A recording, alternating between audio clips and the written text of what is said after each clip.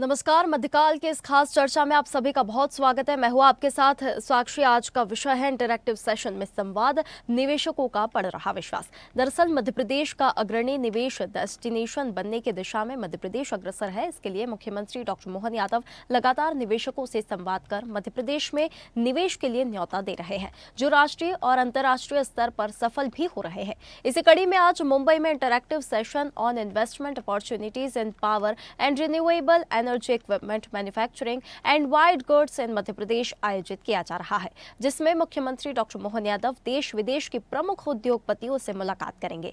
Session में देश के प्रमुख उद्योग समूहों के साथ सिंगापुर, मैक्सिको, कनाडा और इटली सहित विभिन्न देशों के काउंसिल जनरल और व्यापारिक प्रतिनिधि भी शामिल होंगे।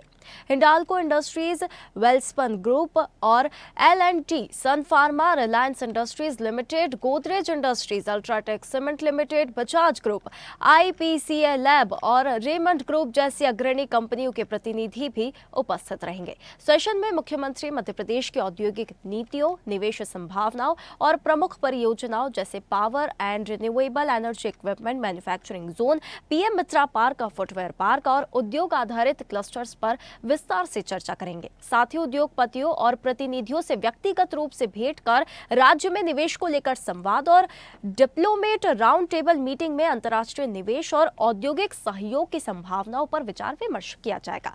सत्र का उद्देश्य निवेशकों को मध्य प्रदेश में उभर रहे औद्योगिक अवसरों से अवगत कराना है। विशेष रूप से नर्मदापुरम के मोहासा बाबई में विकसित किए जा रहे power and renewable energy equipment manufacturing zone phase 2 में निवेश को प्रोत्साहन देना है। आपको बता दें कि इस औद्योगिक क्षेत्र में भूमि आवंटन के लिए आवेदन की अंतिम तिथि 12 अक्टूबर निर्धारित की गई है। आपको बता दें कि मुख्यमंत्री डॉक्टर मोहन यादव के नेतृत्व में राज्य ने निवेशकों के प्रति विश्वास और पारदर्शिता का जो वातावरण बनाया है, उसी का परिणाम है कि देश विदेश की अग्रणी कंपनियां अब मध्य प्रदेश में औद्योगिक इकाइयां स्थापित करने में गहरी रुचि दिखा रही है।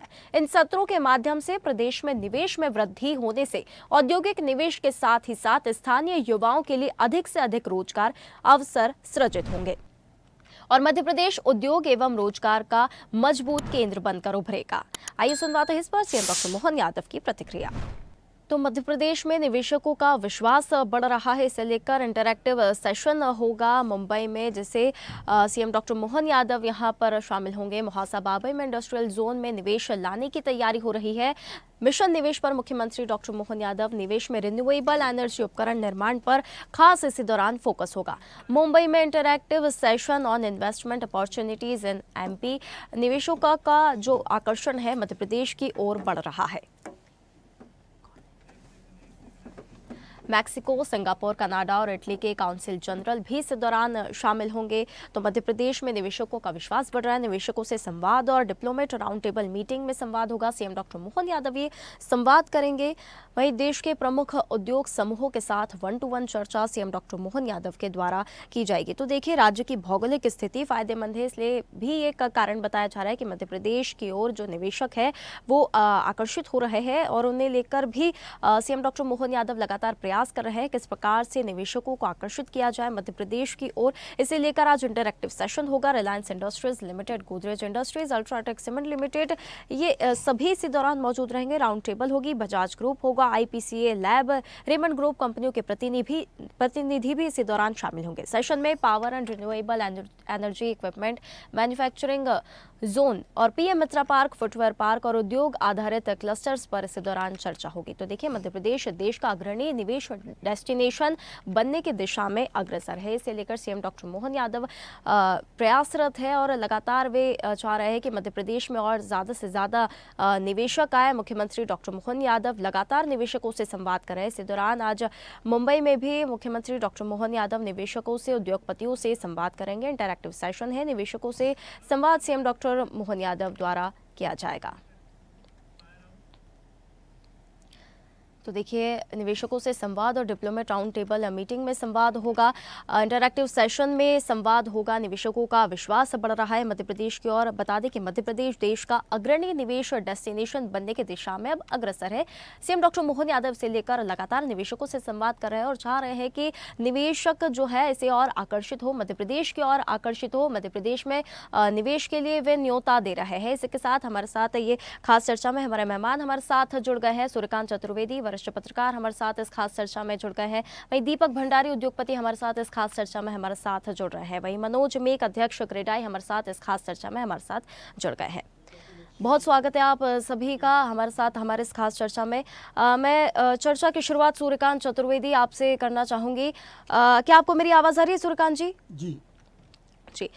सूर्यकांत जी, मुख्यमंत्री लगातार निवेशकों से संवाद कर रहे हैं और मध्य प्रदेश की ओर निवेशकों को और आकर्षित किया जा रहा है, तो ये कहना भी सही होगा कि मध्य प्रदेश न सिर्फ हार्ट ऑफ इंडिया बल्कि हब ऑफ इन्वेस्टमेंट भी बनता जा रहा है। कैसे देखते हैं आप इसे? निश्चित रूप से सरकार द्वारा जिस तरह से प्रयास किए जा रहे हैं, लगातार आप देखेंगे कि पहले भोपाल के अलावा इंदौर या जो चारों महानगर हैं वहाँ पर निवेशक सम्मेलन होते थे या वहाँ पर इस तरह के आयोजन होते थे कि निवेशकों को बुलाकर और उनसे संवाद किया जाए।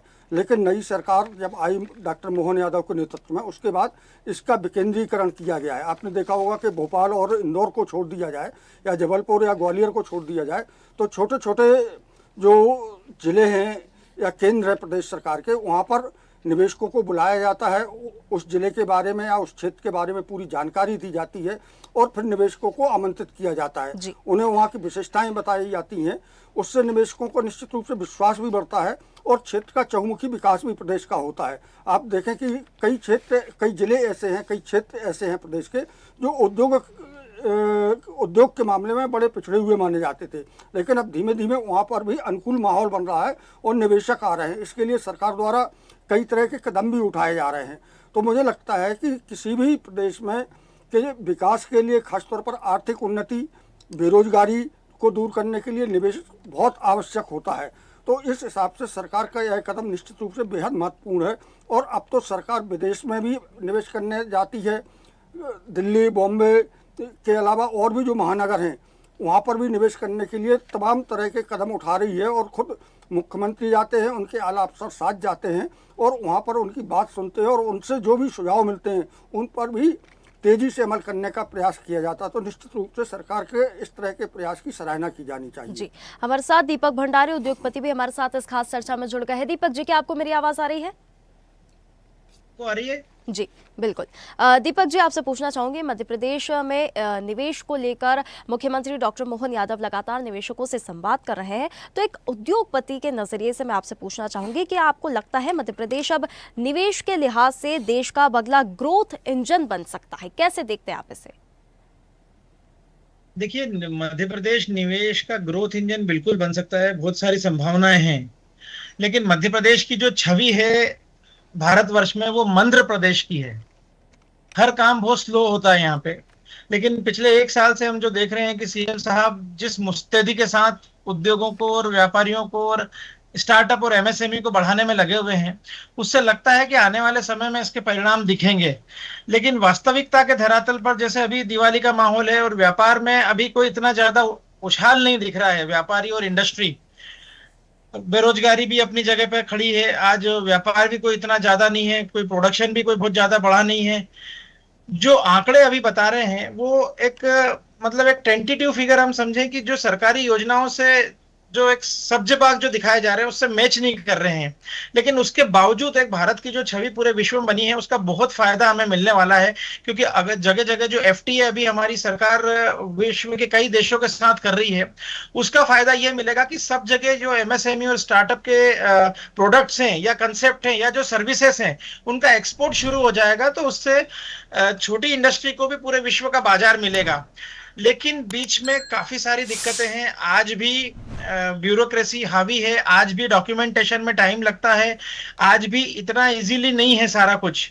क्योंकि इंडस्ट्री के पास पैसा नहीं है, इंडस्ट्री के पास टेक्निकल नो हाउ तो है, लेकिन उसको किस प्रकार से विदेशी बाजारों को हम एक्सप्लोर करके उनके सामने अपना प्रदर्शन करें, ये ऑप्शन नहीं है। जैसे अलीबाबा का चाइना में एक बहुत अच्छा मैं उदाहरण हमेशा देता हूं कि उन्होंने चाइनीज एमएसएमई को एक वर्ल्ड का प्लेटफॉर्म दिया। आज दुनिया के हर कंट्री में चाइना के उत्पाद जो वहाँ मैन्युफैक्चर्ड होते हैं पाए जाते हैं, और उसका कारण यही था कि उन्होंने सही समय पे एक ऐसा वैश्विक निवेश पोर्टल लॉन्च किया जहां से कस्टम विभाग को भी जोड़ा, सरकारी ब्यूरोक्रेसी को भी जोड़ा और आपके एमएसएमई को भी जोड़ा। तो आज पूरी दुनिया में आप कहीं भी चले जाइए, चाइनीज प्रोडक्ट आपको दिखते हैं। आज देखिए 8 घंटे में 10 घंटे में वहां पे आपके कस्टम वाले पास कर देते हैं, वहां लोड भी हो जाता है, और उसके बाद इतनी फास्ट शिपिंग कंपनियां हैं। तो पिछले 25 सालों में चाइना ने जो किया है, अगर हम उसकी कॉपी भी कर लें, उसको रेप्लिकेट भी कर लें, जो स्पेशल इकोनॉमिक जोन उनने बनाए हैं और हमारे स्पेशल इकोनॉमिक जोन जो है, अगर हम उसकी तुलना करते हैं तो हम काफी पीछे हैं। लेकिन बहुत अच्छा काम सरकार कर रही है, सरकार की जो सोच है वो बहुत अच्छी है, और केंद्र सरकार और राज्य सरकार और फिर हमारे शहर की सरकार, जो कि इंदौर मध्य प्रदेश का गौरव है, व्यापारिक शहर है, यहाँ भी ट्रिपल इंजन की सरकार है। तो हम आशा करते हैं कि ये ट्रिपल इंजन मिलके मध्य प्रदेश सपोर्ट करे और उद्योग और व्यापार का विकास करे।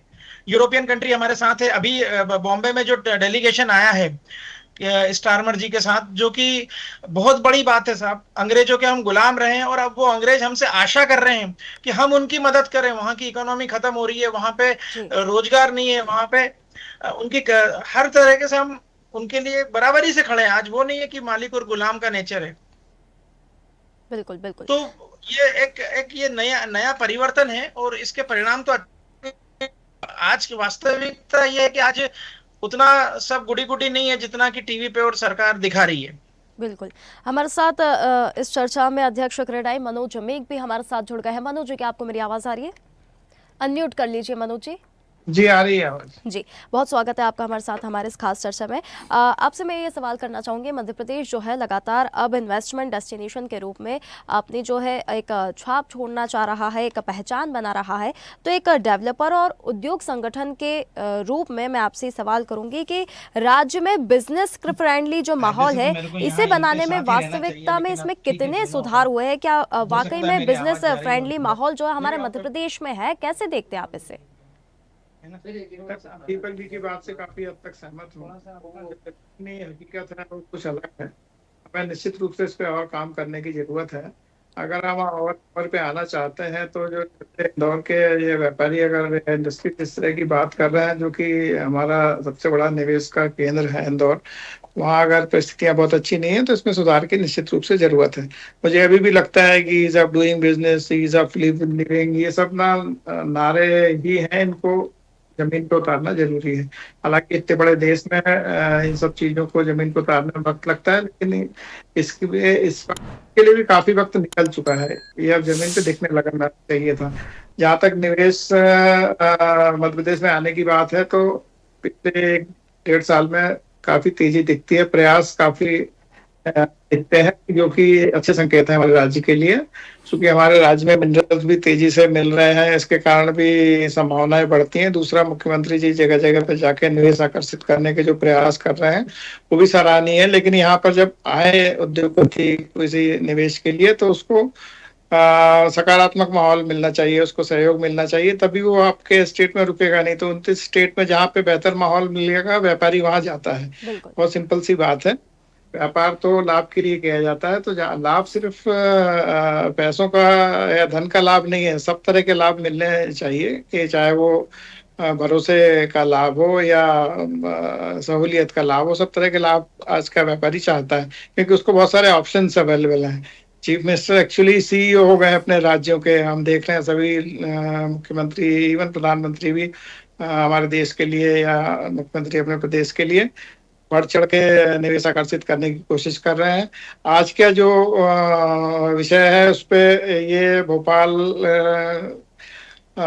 मेट्रोपॉलिटन रीजन के लिए काफी महत्वपूर्ण है। आप जानते हैं कि बाबाई महोत्सव एक टाइम पे ग्रीन इंडस्ट्रीज के लिए जाना जाता था। अब रिन्यूएबल एनर्जी पे वहाँ पे बहुत काम हो रहा है, काफी डेवलपमेंट वहाँ पे होता हुआ दिखता है।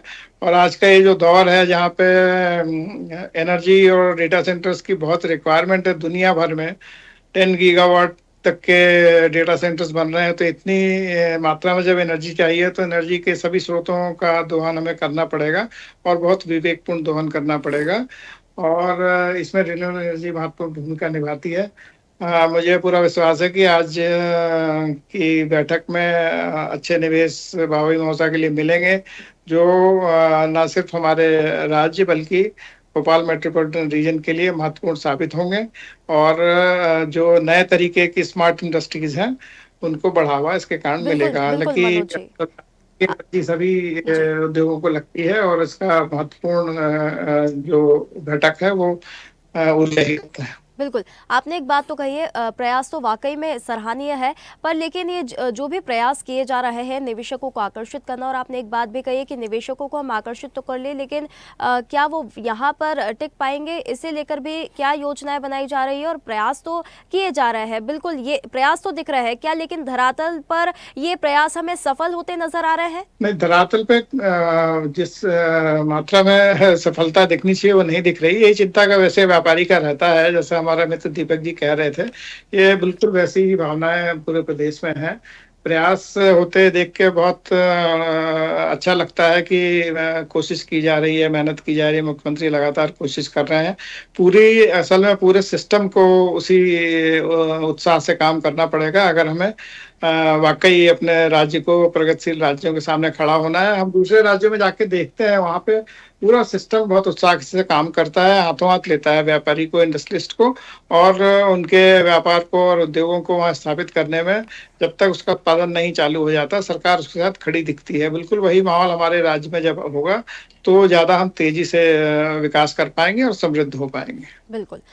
सूर्यकांत जी, आपसे एक और सवाल करना चाहूँगी। अंतर्राष्ट्रीय निवेशक अब सिर्फ एक जो हम कहते हैं पावर और एनर्जी सेक्टर तक सीमित नहीं रहेंगे, या सरकार अब वाइट गुड्स और हाईटेक मैन्युफैक्चरिंग जैसे सेक्टरों पर भी दाव खेल रही है? जैसे कि मनोज जी ने भी कहा कि प्रयास तो हो रहे हैं, लेकिन जो एक माहौल होना चाहिए वैसे माहौल नहीं है, लेकिन यहाँ पर सरकार जो है एक नए दाव भी खेल रही है। वाइट गुड्स और हाईटेक मैन्युफैक्चरिंग जैसे सेक्टर्स पर भी वो ध्यान दे रही है, इस पर भी फोकस कर रही है। देखिए साक्षी जी, पहले तो मैं भंडारी जी की बात से और मनोज जी की बात से सहमत हूँ, क्योंकि किसी भी सरकार में जब काम को गति मिलती है, उस गति को देने में सबसे अहम भूमिका जो होती है वो ब्यूरोक्रेसी की होती है जी। और अन्य प्रांतों के अलावा मध्य प्रदेश में देखें तो ब्यूरोक्रेसी के साथ वैसा उत्साह नहीं दिखाई देता है कि जो चाहे कि अगर आज निवेशक ने प्रस्ताव दिया या उद्योगपति ने कोई प्रस्ताव दिया है तो उस पर तेज़ी से अमल हो और कागजी कार्रवाई निश्चित रूप से कम की जानी चाहिए। कई बार निवेशक यहाँ वहाँ भटकता रहता है, कागजी कार्रवाई में ही उलझा रहता है और फिर काम की गति इतनी स्लो होती है कि तब तक या तो वो थक चुका होता है या निराश हो चुका होता है। तो मुझे लगता है कि ब्यूरोक्रेसी को भी इस मामले में सरकार के साथ तेज़ी के साथ, उत्साह के साथ खड़ा होना चाहिए और खुद मॉनिटरिंग करनी चाहिए कि कहीं ना कहीं हमारे यहाँ जो निवेशक आ रहा है उसे कोई दिक्कत तो नहीं है, उसका समय बर्बाद तो नहीं हो रहा है, क्योंकि जो बड़े उद्योगपति होते हैं या बड़े व्यवसायी होते हैं उनके पास समय कम होता है। वो चाहते हैं कि कम समय में ज़्यादा काम हो जाए, जिससे कि वो भी प्रगति तेज़ी से कर सकें और उनका जो उद्देश्य है उसे समय से लक्ष्य हासिल किया जा सके। पहली बात तो यह है। दूसरी बात, जहाँ तक आपने कहा है, तो मुझे लगता है कि इन सारे मामलों को लेकर कहीं ना कहीं जैसे सरकार ने एकल खिड़की प्रणाली का बड़ा जोर रहता है, लेकिन उसके बाद भी व्यापारी को या निवेशक को भटकना पड़ता है। अगर विदेशों से निवेश आप लाना चाहते हैं तो उन्हें उनके अनुकूल माहौल देना ही पड़ेगा आपको, अन्यथा वो आपकी जगह किसी दूसरे प्रदेश में चला जाएगा और मौके का फ़ायदा हमें उठाना चाहिए। और इसका उदाहरण, कई सारे उदाहरण हैं। जहाँ तक रिन्यूएबल एनर्जी की बात है, मुआवजा की बात की जा रही है, निश्चित रूप से सराहनीय है और इस मामले में मध्य प्रदेश में बाकी अच्छा काम हुआ है। आप देखें, पहले आप मुरैना का मामला ले लें, जहाँ पर जो ज़मीन है, बंजर ज़मीन है, जहाँ पर बीहड़ों के लिए जो ज़मीन प्रसिद्ध थी वहाँ कोई उपयोग नहीं होता था, लेकिन आज वहाँ पर आप देखें सौर ऊर्जा का बड़ा उत्पादन हो रहा है। उसके पहले अगर आप जाएं तो रीवा में भी देख सकते हैं आप। तो मुझे लगता है कि अगर आपके पास एनर्जी का भरपूर उत्पादन होगा तो उद्योगों को सस्ती बिजली मिलेगी और इस तरह की एनर्जी से निश्चित रूप से आप देखें तो जो वायु प्रदूषण होता है उसमें भी राहत मिलती है। तो मुझे लगता है कि सरकार जिस तरह के प्रयास कर रही है और तमाम तरह के क्षेत्रों से निवेश लाने की, उसमें कहीं ना कहीं सफलता मिलेगी, लेकिन उसके लिए और सुधार के कदम उठाए जाना बेहद जरूरी है। लेकिन और भी चैलेंजेस सूर्यकांत जी इसमें हम देख सकते हैं कि स्थानीय उद्योगों की क्या जब बड़े बड़े हम उद्योगों को हम इतनी प्राथमिकता दे रहे हैं तो जो स्थानीय उद्योग है क्या उनकी अनदेखी नहीं होगी? स्थानीय उद्योग पीछे छूट सकते हैं, असंगठित क्षेत्र को सरकार से अपेक्षित समर्थन नहीं मिल सकता है, ये भी एक बड़ा चैलेंज इसमें देखने के लिए मिल सकता है। कैसे देखते हैं आप इसे? नहीं, देखिए, अगर भारत की बात की जाए तो पूरा देश जो है अधिकांश हिस्सा ग्रामीण इलाकों में बसता है, और वहाँ पर छोटे छोटे जो कुटीर उद्योग हैं, उन कुटीर उद्योगों की वजह से ही जब भारत पर प्रतिबंध लगा था परमाणु विस्फोट करने के बाद, तो उससे भारत की जो अर्थव्यवस्था थी वो गिरी नहीं थी, संभली रही। तो मुझे लगता है सरकार को इस पर विशेष जोर देना होगा, और सरकार को चाहिए कि इन सब के लिए, उनके उत्पादन के लिए जो चीज़ें उत्पादित करते हैं उनके लिए एक बाज़ार उपलब्ध कराए, उनको निर्यात करने के लिए या जहाँ भी उनके लिए अच्छा मार्केट मिल सकता है उसके लिए एक सिस्टम खड़ा करें, उन्हें आर्थिक मदद भी दें, और उस सिस्टम के माध्यम से उनके उत्पादों को दूसरी जगह बाज़ार भी उपलब्ध कराएं। तो उससे एक तो आपकी बेरोजगारी कम होगी, ग्रामीण इलाकों में आय बढ़ेगी लोगों की। जब आय बढ़ती है तो निश्चित रूप से आदमी खर्च भी करता है, तो उससे मार्केट को एक बूम मिलेगा। तो मुझे लगता है इस तरफ भी सरकार को विशेष ध्यान देना चाहिए। बिल्कुल बिल्कुल। दीपक जी, आपसे एक और मैं सवाल करना चाहूँगी, क्या उद्योगपति समुदाय सरकार से ये अपेक्षा रखता है कि राज्य में जो निवेश के साथ साथ स्किल डेवलपमेंट और वर्कफोर्स जो ट्रेनिंग सेंटर है उन पर भी जोर दिया जाना चाहिए, स्किल्स पर भी जोर दिया जाना चाहिए? आना ही नहीं है जी, क्योंकि यदि कोई भी इन्वेस्टर पैसा लगाएगा तो वो दो जगह पैसा लगाएगा, या तो सर्विस में या फिर मैन्युफैक्चरिंग में। तो इन दोनों जगह पे उसको स्किल की आवश्यकता है। और आज हमारे जितने भी ITI है, जो 10 पास बच्चे हैं, जी, अगर ITI को प्रॉपर, अभी जो लेटेस्ट टेक्नोलॉजी AI की टेक्नोलॉजी चल रही है, आज डीप सीक चाइना ने बनाया है, चैट GPT अमेरिका ने बनाया है, तो अगर मध्य प्रदेश में ऐसी कोई टेक्नोलॉजी आती है, हम लोग अभी सेमीकंडक्टर पे बात कर रहे हैं कि यहाँ पे भी उसका निर्माण शुरू किया जाएगा, तो अगर सॉफ्टवेयर में AI में, जिसमें कोई बहुत ज्यादा इन्वेस्टमेंट नहीं होता है, लेकिन उसमें टैलेंट की जरूरत होती है और स्किल की जरूरत होती है, तो अगर सरकार यह चीज उसको अगर लपक लेवे, ये एक अवसर है, तो बहुत बड़ा इन्वेस्टमेंट मध्य प्रदेश में आ सकता है। और पूरी दुनिया की टेक कंपनियां और पूरी दुनिया के निवेशक, जैसे जो ब्लैक स्टोन है या जो गोल्डमैन है, ये लोग बड़े बड़े निवेशक हैं, ये बड़ी कंपनियों में निवेश करते हैं, और ये सभी पूरी दुनिया के हर देश में अवसर देखते रहते हैं निवेश के। तो ये जब आएंगे मध्य प्रदेश में, तो ये तो बिलियंस ऑफ डॉलर्स इन्वेस्ट करेंगे। हम छोटे छोटे इन्वेस्टमेंट की तरफ हमको जाना ही नहीं पड़ेगा, लेकिन इस चीज को समझना पड़ेगा, यह एक इकोसिस्टम हमको बनाना पड़ेगा। और आज जैसे गुजरात सरकार ने गिफ्ट सिटी बनाई है, गिफ्ट सिटी में सारे ट्रांजैक्शन इंटरनेशनल करेंसी में हो रहे हैं, क्योंकि अब जैसे बिटकॉइन के आने के बाद जो ई करेंसी है या जो ई मुद्रा है, जी, वो पूरे देश में डॉलर के अगेंस्ट में खड़ी हो गई है। आज बिल क्लिंटन साहब भी डॉलर के साथ साथ बिटकॉइन का भंडार भरने में लगे हुए हैं। तो आने वाला समय यही है कि एक नई करेंसी जो कि डॉलर के वर्चस्व को तोड़े और पूरे विश्व के उद्योग और व्यापार को संचालित करने में मदद करे। आज हम सोना भी चाहें तो बिटकॉइन से खरीद सकते हैं, लेकिन अभी RBI के ऐसे नियम नहीं है। लेकिन आने वाले समय में, जैसे गिफ्ट सिटी में गुजरात सरकार ने किया है, अगर हम यहाँ पर मध्य प्रदेश सरकार अगर ऐसी कोई इनिशिएटिव लेती है, तो हम जो दूसरे राज्य हैं उनसे कई गुना आगे निकल जाएंगे, और साथ ही साथ निवेश भी आएगा, मैन्युफैक्चरिंग और सर्विस का एक्सपोर्ट भी बढ़ेगा। जी, जैसे आज सिंगापुर और दुबई की बात की जाती है, आज दुबई और सिंगापुर ने वेस्टर्न कंट्रीज के भी जो बड़े बड़े फाइनेंशियल हब थे, बिल्कुल बिल्कुल, या चाइना में जो हांगकांग था, या जो जापान का टोक्यो था, वो बहुत बड़ा फाइनेंशियल बिल्कुल हब दीपक जी, माना बिल्कुल। जाता था, तो देखिए उनको टक्कर दी है। बिल्कुल बिल्कुल आपकी बात से मैं बिल्कुल सहमत हूँ। टक्कर तो दी है, और मध्य प्रदेश की ओर जो मुख्यमंत्री का ये जो कदम है काफ़ी सराहनीय है। निवेशकों को आकर्षित करने का, ऐसे मध्य प्रदेश में और ज़्यादा डेवलपमेंट होगा, स्किल डेवलपमेंट भी खैर होगा ही, रोजगार मिलेगा तो बेरोजगारी भी दूर होगी यहाँ पर युवाओं की। फिलहाल बहुत धन्यवाद आप सभी का हमारे साथ इस खास चर्चा में जुड़ने के लिए। देखिए समय की सीमा है, इसलिए इस चर्चा को हम विराम देना चाहेंगे। तो इंटरैक्टिव सेशन में संवाद, निवेशकों का अब विश्वास बढ़ रहा है मध्य प्रदेश प्रदेश की ओर। आज जो मुंबई में इंटरैक्टिव सेशन होगा, मुख्यमंत्री डॉक्टर मोहन यादव उस सेशन में उद्योगपतियों से और सभी से संवाद करेंगे और निवेशकों से भी वे 1-to-1 चर्चा करेंगे और इस प्रकार की रणनीति तय की जाएगी कि किस प्रकार से मध्य प्रदेश को और ज़्यादा डेवलप किया जाए और इस और निवेशकों को आकर्षित किया जाए। तो ये पूरा जो योजना है काफ़ी सराहनीय है। अब आगे देखना होगा कि धरातल पर किस प्रकार से सफल बनती है। फिलहाल मध्यकाल की इस खास चर्चा में इतना ही। आप देखते रहिए स्वदेश न्यूज़, सबसे पहले देश। ऐसे ही वीडियोस के लिए लाइक करें, शेयर करें, फॉलो करें, YouTube पर जाकर सब्सक्राइब कर बेल आइकन दबाना ना भूलें और ताजा अपडेट्स के लिए swedeshlive.com पर जरूर जाएं।